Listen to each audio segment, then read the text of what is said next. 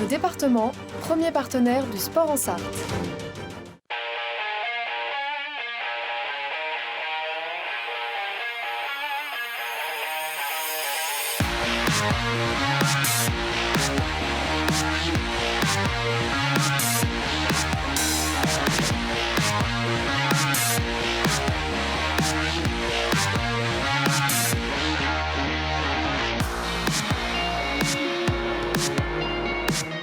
Bonsoir à toutes et à tous, c'est le retour des vacances. Je suis très heureux de vous retrouver évidemment pour cette tranche réservée au sport, actualité sportive évidemment dans 72 sports. Regardez ce qu'il vous attend ce soir au programme de cette émission sur LMTV Sarthe. On commencera avec les 7 infos, vous en avez l'habitude, la partie actualité de cette émission avec Romain Quette, correspondant pour le journal Ouest France, qui viendra nous débriefer les rencontres de football du Mans FC et puis de basketball, celle du MSB la semaine dernière. On parlera dans cette première partie de badminton ou encore de cyclisme. En deuxième partie d'émission, invité exceptionnel avec Damien Saulnier, le team manager du Yoshimura Certes Motul, vainqueur des 24 heures moto. Alors ça, c'est Romain Quette que vous venez de voir, le correspondant Ouest France, qui viendra donc nous parler football et basket.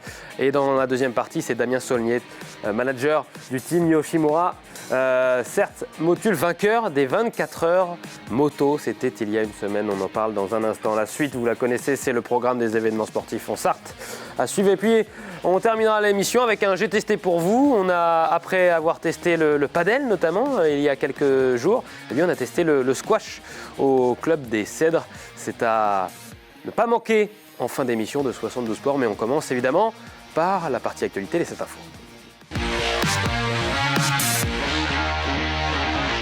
Et on commence cette partie actu avec Romain Quette, correspondant pour Ouest France. Bonsoir Romain, merci d'être avec nous sur le plateau de LMTV Sarthe. Bonsoir Antoine. On parle de foot pour commencer avec le Mans FC, malheureusement, qui a encore une fois perdu, deuxième défaite consécutive sans avoir mis le moindre but pour les joueurs de Chris, sans jeu de mots malheureusement. Malgré plusieurs situations franches, les Sangeurs ont encaissé le seul et unique but de la partie à la 42e minute après avoir concédé quelques occasions. Vous allez le voir justement, c'est Florian Raspantino qui va marquer le but du 1-0. Un penalty provoqué par Alexis Giacomoni, fauché dans la surface par Pierre Patron. Derrière, les Manceaux vont tenter de réagir en fin de match avec cette barre transversale. Et les Manceaux enchaînent malheureusement une deuxième défaite consécutive, Romain, sans marquer le moindre but. C'est très compliqué pour Le Mans, effectivement, cette fin de saison, depuis que tout simplement le match de Laval, Le Mans n'est plus concerné, n'y est plus. On va regretter ce déficit offensif, on va regretter ces absences défensives qui plombent complètement la fin de saison du club manceau. Un manque de réalisme encore en fin de match, même si on a vu cette barre transversale qui n'est pas passée loin. Tout à fait. Alors Le Mans a quand même encore eu la fâcheuse habitude de commencer son match délicatement, en se faisant surprendre par l'équipe de Borgo qui jouait son maintien et qui a joué son bateau à fond. Néanmoins, les Manceaux ont eu une réaction d'orgueil en deuxième mi-temps avec le monopole du ballon, avec de nombreuses situations chaudes, sans pour autant être assez tranchant en fait, devant le but. Défaite 1-0 du Mans FC face à Bastia Borgo. On écoute la réaction de Chris, l'entraîneur du Mans FC. Non, ce n'est pas un scénario qu'on attendait, bien sûr. Malheureusement, on prend un but en première mi-temps, mais je suis déçu par rapport les deux mi-temps différents. En première mi-temps, on a trop accepté le jeu de Bastia. On a joué, on n'avait pas de pressing, on a joué un peu bas. Donc, les deuxième mi-temps, dès qu'on a mis un peu plus de pressing, un peu plus d'agressivité, on les a mis en difficulté. On a eu plus d'occasions de marquer.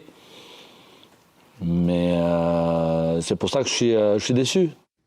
6 matchs sans le moindre succès pour les joueurs de Chris. C'est très compliqué et on va regarder justement au classement. Le Mans FC qui est donc 8e. Et c'est terminé pour les espoirs, on l'avait un petit peu compris, les Manceaux qui n'avaient plus leur destin entre leurs mains il y a quelques jours maintenant. Et désormais, mathématiquement, ce n'est plus possible du tout d'accéder à la Ligue 2, au niveau supérieur évidemment. Et ça, c'était l'objectif du début de saison affiché évidemment, Romain, et objectif manqué. Tout à fait. Cette année, on a vu une équipe du Mans FC qui était constamment en réaction et non pas en action. On a vu une équipe du Mans qui avait du mal à rentrer dans ses rencontres, qui attendait d'être menée pour réagir, ou inversement, quand elle menait, cette équipe se relâchait complètement. Donc aujourd'hui, on peut dire que le Mans est à sa place. Il y a un manque de confiance déjà, il y a un manque de rigueur, de concentration. C'est une équipe jeune, c'est un coach qui vient d'arriver.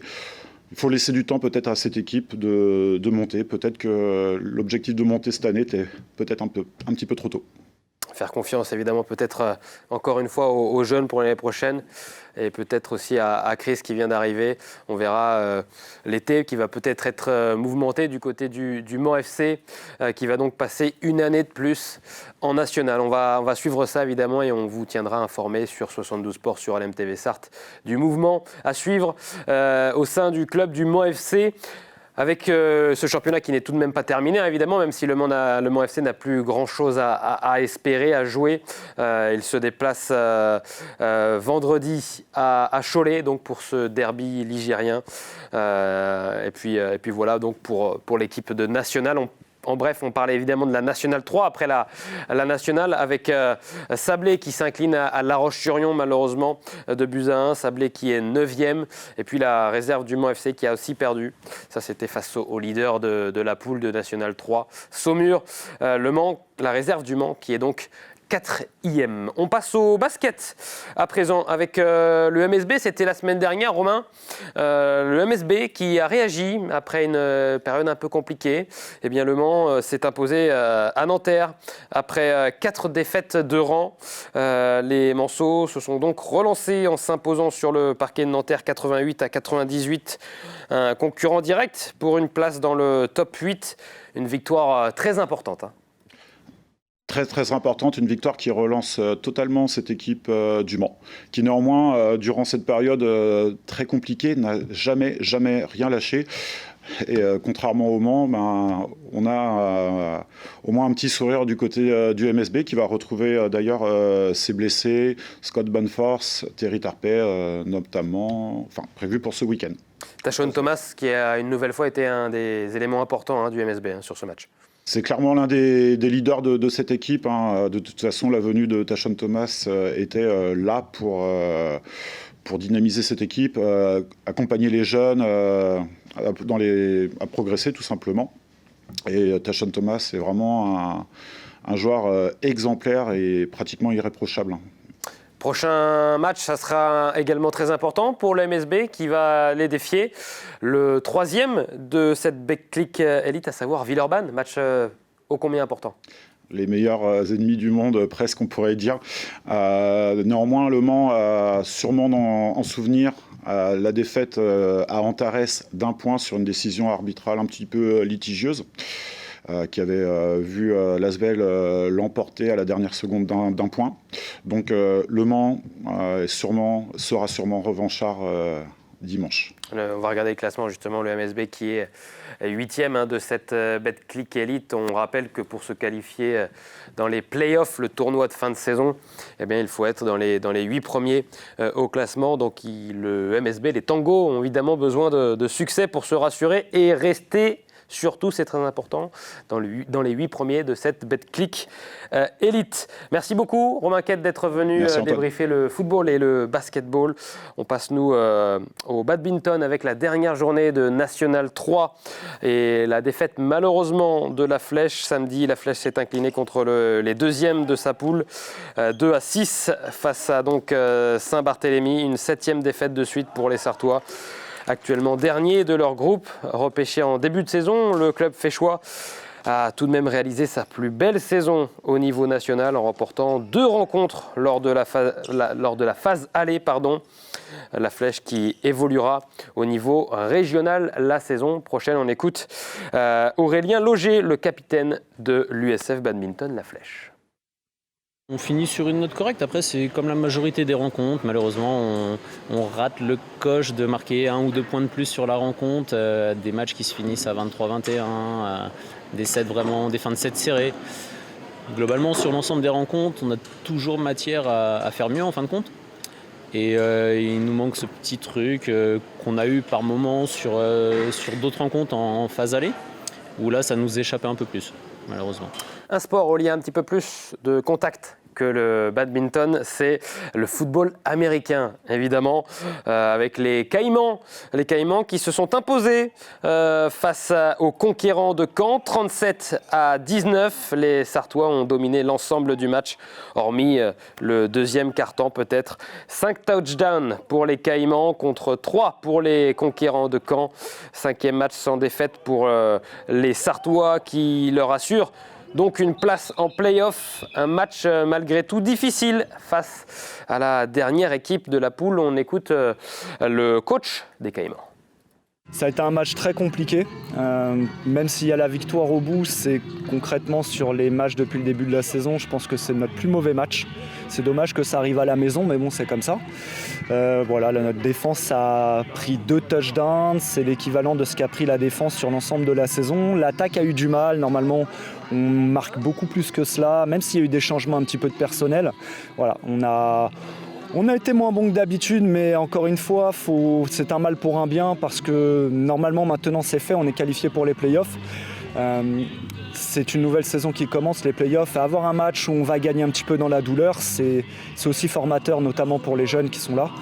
Et voilà, donc on va se servir de cette victoire un peu plus dure que les autres pour rebondir et être meilleur pour les playoffs. On parle de handball à présent, battu ce samedi soir par Sully-sur-Loire 30-24. L'entente Sarthe-Pays du Mans voit le maintien malheureusement en National 3 s'éloigner, même s'il reste encore mathématiquement possible. Il faudrait un miracle pour voir le SH Pays du Mans rester dans cette nationale la saison prochaine. On parle de cyclisme. À présent, avec la course 2-3J de Lénier-en-Belin, 87 coureurs au départ pour cette course de 109 km au total, 19 tours à parcourir, plusieurs tentatives de bons coups qui sont partis tôt dans la course, mais repris à chaque fois alors qu'ils avaient 50 secondes d'avance, voire même plus. Et puis un groupe va ensuite repartir avec quelques coureurs déjà dans les premières échappées, déjà présents dans ces premières échappées, et puis d'autres coureurs qui ont mis un peu moins de coups de pédale. Cette fois, ça sera le bon coup. Le groupe va creuser l'écart et derrière, ça sera compliqué pour s'organiser et pour s'entendre, pour organiser la chasse à cette échappée que va régler Nelson Daniel du team Brickbeck Cotentin. Victoire en 2h37 minutes, deuxième place pour Emmanuel Josselin, le coureur du Sablé-Sarthe Cyclisme qui était l'un des plus forts de cette course véritablement. Et puis la troisième place qui revient à Quentin Guichetot de Saint-Herblain. Voilà pour le cyclisme sur route. On remercie évidemment Enzo Maubert et Clément Guillaume pour avoir participé à la réalisation de cette première page actualité. Et puis on se retrouve nous pour la deuxième partie de cette émission 72 Sport avec un invité exceptionnel, Damien Saulnier, le team manager du Yoshimura Certes Motul, vainqueur des 24 heures moto, c'était il y a quelques jours. On le reçoit tout de suite.